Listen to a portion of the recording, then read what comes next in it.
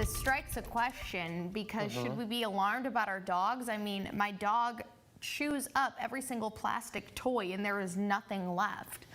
I can't imagine how much they ingest plastic. I'm more perplexed by how they expect me to eat my dinner at night if they don't want me to heat it up in a plastic container in the microwave. Yeah, what am I going to bring, a glass plate to work? Like, no, that's ridiculous. I'm very confused. So if they could maybe write a letter to my boss saying I need an oven, I mean, that'd be much appreciated. Or I need to have a longer work break to go home. No, we don't need that. Let's start with the little things, the things we can do. We can get an oven. It was a decent afternoon across North Alabama, southern Middle Tennessee. Temperatures climbed into the upper 50s and lower 60s. That'll transition into a decent night.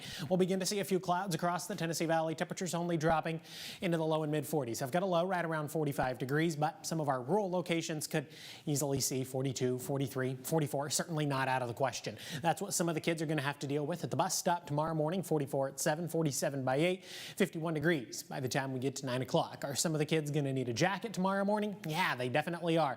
Are some of them going to be fine? Yeah, they definitely are. Are any of the kids going to need a jacket tomorrow afternoon? No, they are definitely not, because we are going to do a really good job at warming up. A stout wind out of the south, 10 to 15 miles per hour for many of us, should send temperatures climbing into the mid and upper 70s. I've got a high right around 78 degrees. A mix of sunshine and cloud cover. At times we'll be talking about more cloud cover than sunshine, but it's the wind out of the south that's really going to help temperatures to climb into the mid and upper 70s. Some of the folks in the usual warm spots, your Russellvilles, your Moultons, your Florences, your Muscle Shoals, they could easily see 80 or 81 degrees.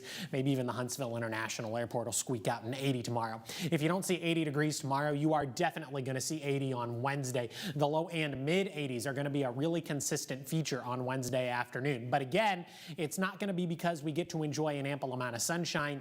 It's going to be the wind. Winds are going to be incredibly gusty on Wednesday afternoon. Sustained 20 to 25 miles per hour.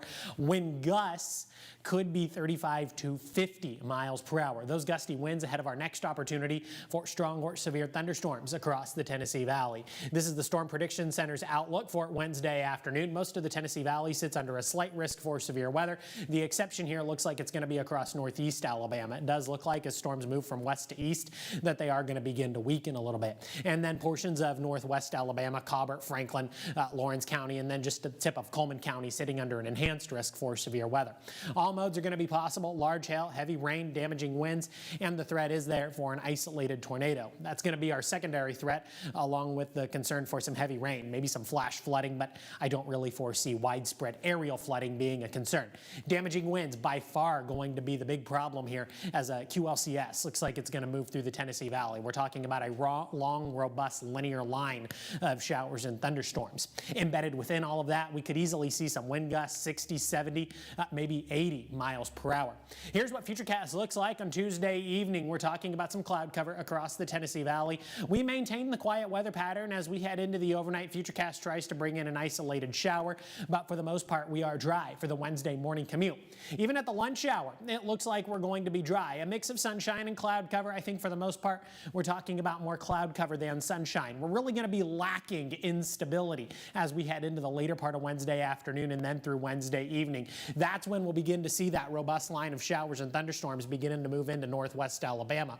By 10 o'clock in the evening, we're talking about an incredibly strong line of showers and thunderstorms, some very heavy rain, some very gusty winds, and of course an embedded tornado. But remember, I said we're going to be lacking in stability, but we are going to have plenty of wind shear. So this is going to be a high shear, low instability kind of an event. If you've been around long enough, you know those can either be big events or they can be busts, and we just end up getting some heavy rain and some gusty winds. All of this is associated with a cold front, drops our temperatures just a little bit, and as we head into Thursday and Friday, 65 and 62 respectively. Temperatures hang out in the mid and upper 60s through Saturday and Sunday, lower 70s by the time we get to Monday of next week. Julia.